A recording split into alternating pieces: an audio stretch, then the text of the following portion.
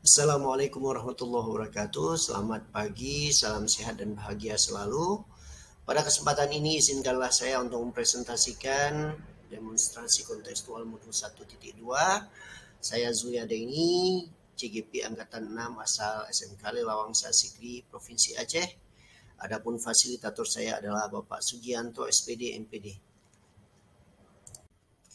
Detail kegiatan yang mencerminkan 5 nilai guru penggerak. Yang pertama, mandiri. Pada suatu kegiatan pembelajaran di kelas, saya merencanakan untuk menerapkan metode make a match menggunakan InFocus dan laptop untuk materi vocabulary. Tujuan pembelajaran adalah setiap siswa menguasai 5 vocabulary baru. Pada awal sesi pembelajaran, saya menyampaikan alur yang akan dilakukan untuk pembelajaran saat itu. Qadarullah, pada saat kegiatan inti saya lakukan, listrik sekolah padam. Sebagai seorang guru penggerak yang memiliki nilai mandiri, saya tidak panik dan mencari kambing hitam.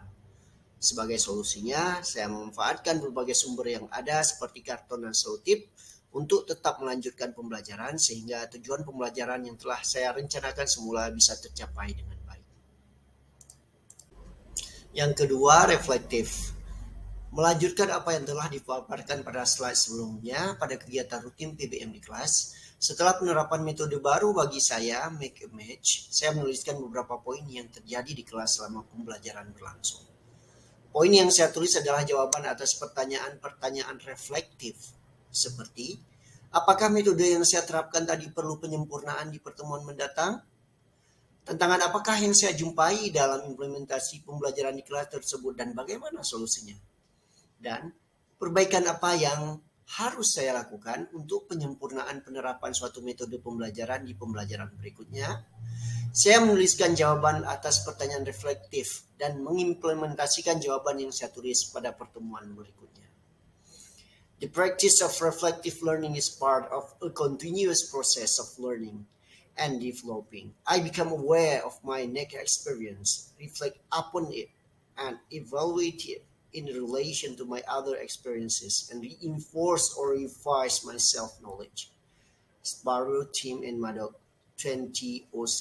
Maksudnya lebih kurang adalah bahwa pembelajaran reflektif merupakan sebuah bagian dari proses pengembangan pembelajaran yang berkelanjutan. Karenanya, saya akan mengetahui pengalaman saya berikutnya, merefleksikan dan mengevaluasinya dengan bekal pengalaman lainnya, dan melakukan penguatan maupun perubahan sesuai dengan keilmuan yang saya miliki. Yang ketiga, kolaboratif. Berdasarkan hasil sharing dengan guru-guru yang mengajar pada kelas 11 TKR, ada beberapa siswa yang belakangan ini berperilaku tidak baik dan sering keluar masuk kelas ketika jam pelajaran berlangsung. Sebagai guru penggerak, saya berkolaborasi dengan kepala sekolah, rekan sejawat, dan siswa untuk bertukar pikiran dan secara aksi nyata bersama-sama mencarikan solusi atas permasalahan ini. Tahap awal sikap kolaboratif tersebut adalah bekerja sama dengan beberapa guru untuk melakukan refleksi dan mengadaptasikan beberapa pendekatan baru dalam PBM. Contohnya seperti diskusi dan presentasi proyek. Tahap berikutnya, bekerja sama dengan wali kelas dan guru BK untuk melaksanakan treatment yang diperlukan. Setelah treatment diimplementasikan, bersama dengan guru lain melakukan evaluasi jika ada hal yang perlu diperbaiki.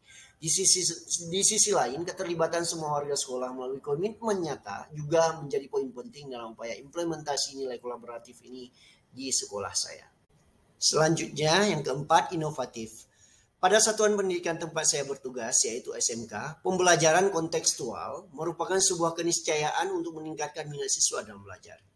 Pembelajaran bahasa Inggris yang statis membuat siswa cepat merasa bosan sehingga engagement mereka untuk belajar menjadi menurun. Sebagai guru penggerak yang memiliki nilai inovatif, saya mengajak siswa kelas 10 TKR untuk menerapkan pembelajaran kontekstual dengan mengajak mereka masuk bengkel sekolah. Saya membuat kelompok untuk masing-masing diberikan tugas mencari informasi 5 nama alat tersebut dalam bahasa Inggris. Setelahnya, untuk pembelajaran procedure text, saya meminta mereka dalam kelompoknya untuk menuliskan cara merangkai peralatan yang dipilih dalam bahasa Inggris. Peran saya dalam kegiatan pembelajaran tersebut merupakan fasilitator dan memberikan feedback setelah mereka selesai mengerjakan tugas dan mempresentasikan tugas kelompok mereka di depan kelas setiap kelompok. Adapun nilai kelima yang harus saya miliki adalah berpihak pada siswa. Sebelum diterimanya calon siswa menjadi siswa SMK Lilawangsa tempat saya bertugas saat ini, guru yang bertugas menerima pendaftaran siswa telah dibekali dengan penyamaan persepsi untuk proses rekrutmen siswa. Pemberian pandangan mengenai jurusan yang akan dipilih dikonfirmasikan terlebih dahulu ke siswa pada saat mendaftar. Hal ini bertujuan agar jurusan yang mereka pilih benar-benar sesuai dengan bakat, minat, dan proyeksi mereka setelah lulus SMK. Ini merupakan implementasi awal berpihak pada siswa.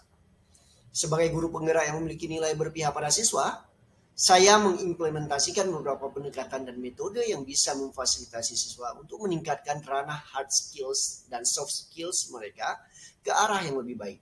Dari segi akademik, cara belajar siswa yang beragam menjadi dasar bagi saya untuk menerapkan suatu metode dalam kegiatan belajar mengajar.